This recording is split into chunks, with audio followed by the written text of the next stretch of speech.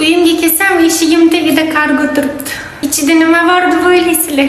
Ketdi, birga ochamiz. Necha kundan beri kutib Qaychi bilan bu korobkani ochguncha qo'ltig'im tagida elab ketdi.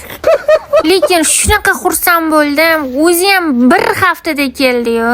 Har doim uyimga nimadir olsam shunaqa xursand bo'laman, tilla topgan jinnidek.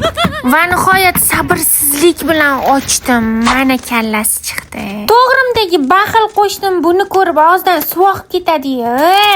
Voy, zo'r ekan, qayerdan oldingiz? Hilola desa, O'zbekistondan olib keltirdim deb kiydirib bo'lmasam yugurib borib mendagi shkaf oladi-yu. Uyda o'tiradigan qo'lidan bir tilla ish kelmaydigan qo'shnilarim rosa kofega chaqirishadi. Men umuman chiqmayman. Ularni ham uyimga chaqirmayman. Och qornim, tinch qulog'im. Bu azizlarim, meni tunika shkafim.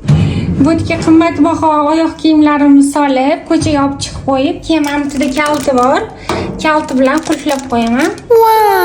Ko'rayotgan bo'lsanglar, rosa ham xohladim tunikali oyoq kiyim qulflanadigan eshik yoniga hosila bilan birga qo'yamiz.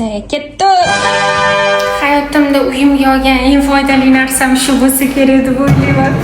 Xullas, mana shkafim. 8 ta oyoq kiyimim ketdi, hammasi krossovka. Bugungi kunim yarmi shu bilan ovunib o'tib ketdi.